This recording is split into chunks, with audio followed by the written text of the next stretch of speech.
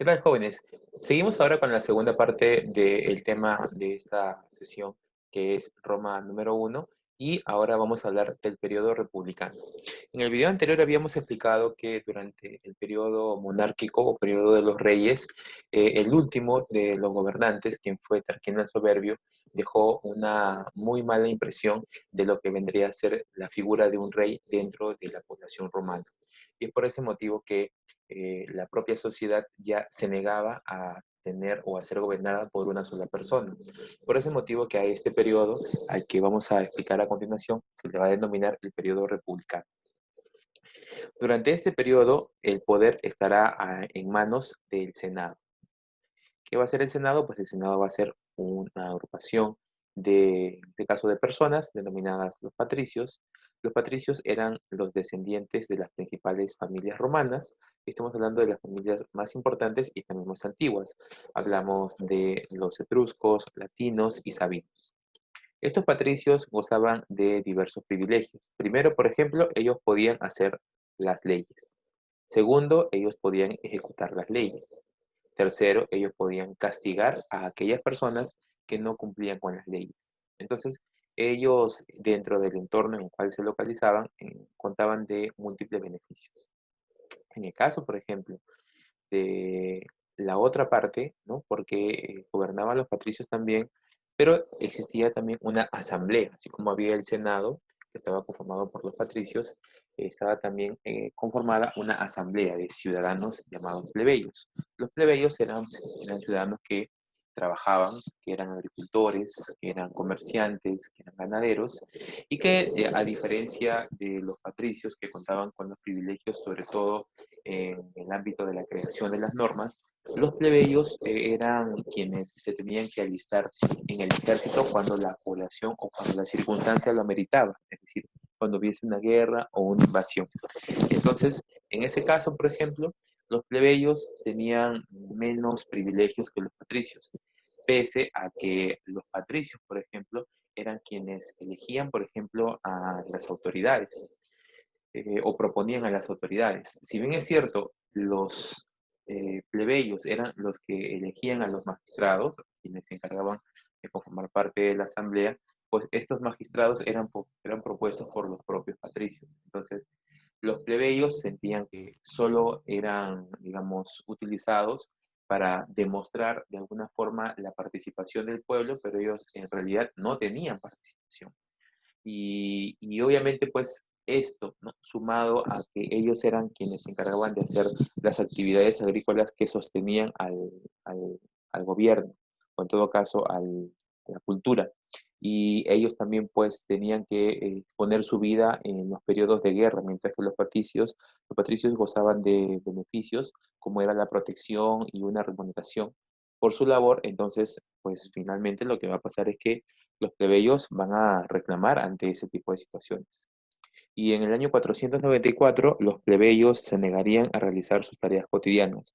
Como ya hemos mencionado, en la sociedad romana, pues los plebeyos eran quienes realizaban las actividades económicas cotidianas. Hablamos de la agricultura, de la ganadería, hablamos, por ejemplo, del comercio, hablamos del transporte, hablamos de la elaboración de materiales basados en hierro o en metales. Además que ellos también eran los que formaban parte del el área militar o la fuerza militar de la población. Entonces, como los plebeyos se dieron cuenta que no había equidad en cuanto a los niveles o beneficios entre los patricios y ellos, pues simplemente decidieron no hacer ningún tipo de actividad hasta que no fueran reconocidos sus derechos. Eh, lo que va a ocurrir en un primer momento es que el Senado va a enviar a emisarios, a soldados, para que les pidan, los convenzan o, si quieres entenderlo, los obliguen a que fueran ellos a volver a sus actividades. Pero los plebeyos simplemente se negaron porque su base era que no existía igualdad o equidad en la distribución de las funciones. Ante esta situación, obviamente que era una situación extrema o alarmante para la cultura romana, pues el Senado decide crear los tribunos de la plebe, ¿no? ¿Y qué eran los tribunos de la plebe? Pues eran representantes de la población que eran elegidos por los propios plebeyos, pero que también eran propuestos dentro de ellos mismos. Entonces, ese fue un muy buen aporte y, digamos, un gran avance que lograron los plebeyos dentro del periodo republicano. Es decir, buscando hacer respetar sus derechos, ellos lograron que sean reconocidas autoridades elegidas por ellos, pero que también sean propuestos por ellos. Asimismo, pues se va a determinar también que el cargo de estos tribunos de la plebe sea un cargo sagrado. Ahora, ¿por qué se decidió eso?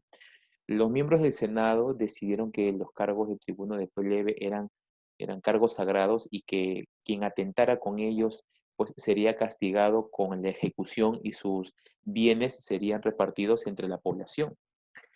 ¿Por qué decidieron hacer esto? Porque como la población o la plebe era una población muy numerosa, entonces lo que temían los senadores, que en este caso lo que temía el Senado, que estaban conformados por los patricios, era que la población sintiera envidia y buscara, por ejemplo, dar un golpe o matar a algún representante si es que algún otro no ganaba o si es que ellos no ganaban.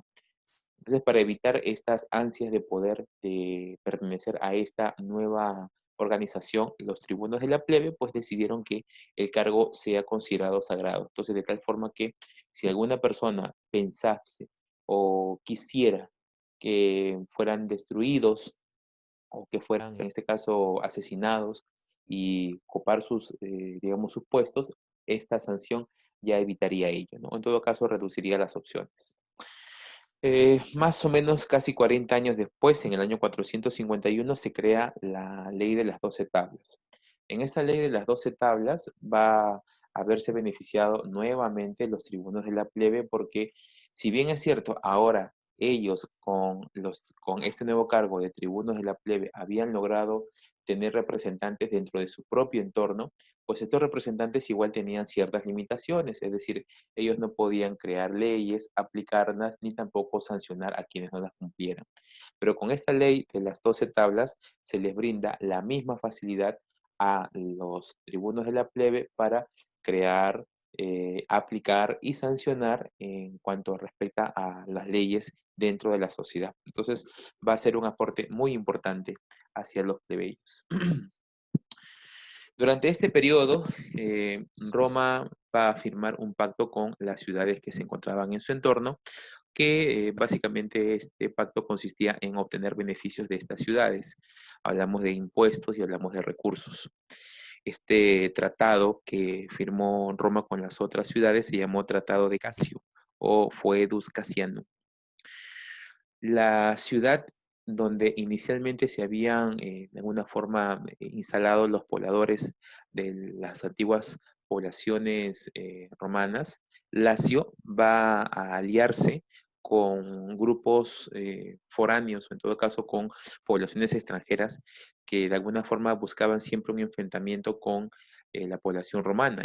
Básicamente el enfrentamiento era porque como eran pueblos nómades, buscaban ellos obtener recursos fácilmente. Entonces llegaban hacia las poblaciones cercanas a Roma y generaban saqueos, robos, afectación de la propiedad, violaciones. Entonces, este tipo de comportamientos siempre estuvo presente alrededor de las poblaciones en Roma. Entonces, Roma lo que buscó fue evitar que esto continuase. Entonces, surgen las guerras latinas.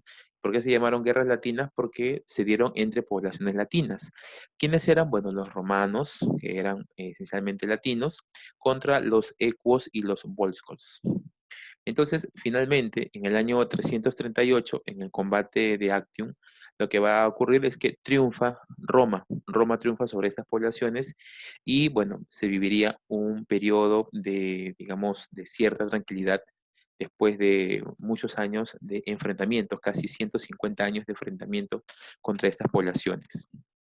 Pero después del combate de Actium y de la finalización de las guerras latinas, empieza otro problema entre Roma y otra población, que fueron los samnitas. Los samnitas eran poblaciones que se encontraban en el otro extremo de la península ibérica, y esta población, pues, de alguna forma, eh, atentaba de la misma manera como lo hacían los ecuos y volscos contra poblaciones que eran aliadas de Roma.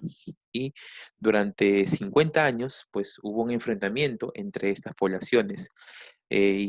Obviamente llegando ya a este periodo, en el año 290, los romanos vencen en las guerras samnitas a la población samnita. Finalmente, con esto, pues se terminarían los enfrentamientos dentro del propio territorio de la península itálica. Paralelo al desarrollo de Roma, sabemos nosotros que existieron otras culturas importantes, como la cultura fenicia. La cultura fenicia, en uno de sus periodos, llamado el periodo Cartago, logró una gran expansión sobre el mar Mediterráneo, porque el objetivo básicamente era crear rutas comerciales o brindar accesos hacia espacios comerciales donde se puedan comprar y vender diversos productos. Entonces, en el periodo Cartago de la cultura fenicia es donde va a darse una importante expansión del territorio y así como se expandió el territorio, obviamente sus ansias de seguir creciendo también estaban muy presentes. Cartago se localizó al norte de África, en lo que actualmente es el país de Túnez. Esta ubicación de Cartago era una ubicación estratégica porque era aproximadamente la mitad del mar Mediterráneo, es decir, la mitad del espacio o del recorrido de las rutas comerciales de Cartago. Cuando Roma continúa su proceso de expansión, lo que va a pasar es que Roma va a tener contacto con Cartago. ¿Por qué? Porque Cartago va a llegar a tener dominios hasta la isla de Sicilia, que en ese entonces era principalmente dominada por la población griega. Pero uno de los pueblos griegos dominados por los cartagineses, el pueblo de Mesina, le pide a Roma que los ayude a ya no estar sometidos por el ejército cartaginense. Lo que hace el pueblo de Mesina es dirigirse al Senado romano y exponer que el objetivo de la ayuda era para ya no estar sometidos a los abusos que cometían los cartagineses contra ellos. ¿Cuál fue el desenlace? El desenlace será que Roma, después de deliberar y sabiendo que se produciría pues un importante enfrentamiento contra Cartago, pues decide atacar Cartago, ¿no? Por proteger a esta población griega quien había recurrido a su ayuda. Entonces, se inicia las famosas guerras púnicas. Le llamaban púnicas porque también a los cartagineses le llamaban púnicos. La primera guerra púnica va a desarrollarse durante aproximadamente 22 años. Será desde el 264 hasta el 241 a.C.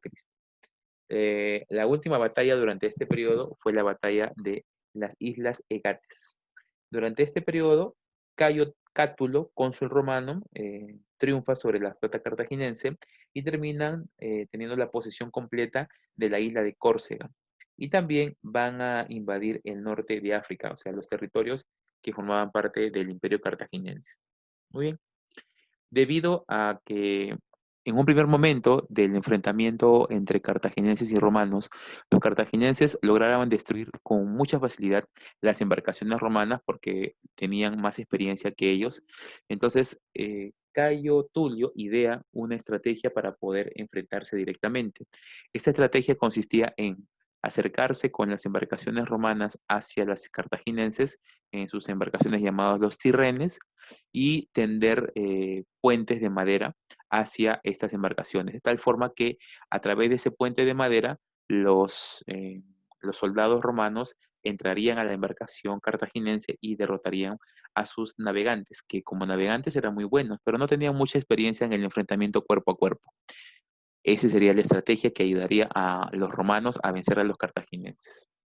Bueno, lo que ocurre es que va a dominar Roma ahora todo este espacio, el espacio del norte de África, y los cartaginenses, para evitar mayor enfrentamiento, deciden irse hacia la península ibérica. Cuando ya están instalados en la península ibérica, en ese momento el expansionismo romano ya tenía en mente llegar hasta la península ibérica. Entonces, cuando los cartaginenses se enteraron que los romanos también querían tener posesión de la península ibérica, es decir, del territorio de Hispania, lo que dijeron fue o lo que propusieron fue una tregua. Lo que propusieron básicamente era, para evitar las confrontaciones entre ambas poblaciones, era mejor dividir el espacio y dominarlo de manera pues equitativa. Entonces tomaron como punto de partida la cordillera del Ebro, ¿no?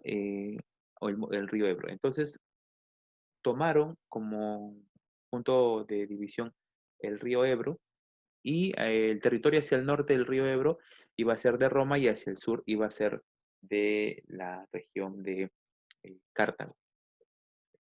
Pero hubo un problema. ¿Cuál fue el problema?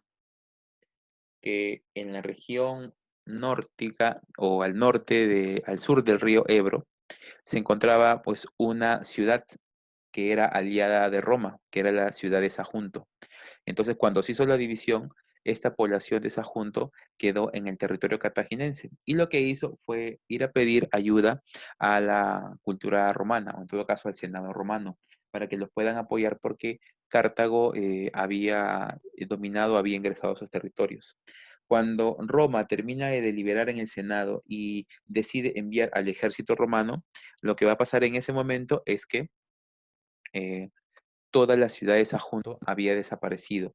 El ejército cartaginense había acabado con gran parte de la población e incluso se supo que mucha de la población que ya se veía rendida prefería suicidarse antes de estar en manos de otra población o de otro imperio.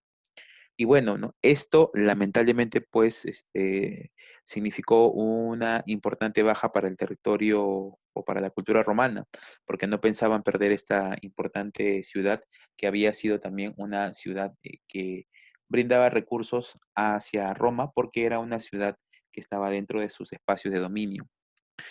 Lo que va a ocurrir es que se enfrentarán en efecto pues Roma y Cartago y aquí van a tener el enfrentamiento dos importantes personajes, ¿no? Cornelio Escipión, llamado el Africano, contra el general cartaginense Aníbal. Y pues en un principio el ejército cartaginense llevaba la ventaja por el enfrentamiento que habían tenido, pero finalmente pues en la batalla de Sama termina imponiéndose el ejército romano hacia el ejército cartaginense. Entonces Cartago retrocede hasta la ubicación, o la población cartaginense retrocede hasta Cartago, donde se ubicaban originariamente. Luego de este periodo o luego de esta primera guerra, pues durante mucho tiempo gran parte de los miembros del Senado estaban muy concentrados en eliminar a Cartago. ¿Por qué? Porque en realidad en la Segunda Guerra Púnica el enfrentamiento fue muy parejo y hubo un momento en el cual la población romana pudo haber perdido por la presencia del general Aníbal. Entonces, los miembros del Senado romano, teniendo en cuenta el riesgo que corría Roma, lo que hicieron fue que en cada una de sus intervenciones dentro del Senado solicitaban que el Senado aprobara el desplazamiento, o en todo caso el viaje de los soldados romanos hacia Cartago para destruir la ciudad, porque si ellos no lo hacían, entonces Cartago en cualquier momento podría nuevamente querer conquistarlos. Y eso fue lo que pasó. Finalmente, pues, el hijo de Escipión el Africano, llamado Escipión Emiliano, va a dirigir el ejército romano hasta Cartago y lo que va a hacer es básicamente despedazar a la ciudad, ¿no? ¿Qué significa despedazar? Que no solo acabó con la población y también con sus construcciones, sino que Cartago de por sí, que era una región muy fértil, lo que pasó después de la llegada de los romanos es que la población romana echó sal a todo el suelo, a todo el espacio donde los cartagineses producían sus recursos agrícolas y de esa forma pues básicamente se aseguraron que nadie más volviese a poblar ese territorio. Entonces con eso estaríamos llegando al final de la explicación de esta clase. Espero que haya quedado claro, chicos, y nos estamos viendo en la siguiente sesión. Un fuerte abrazo.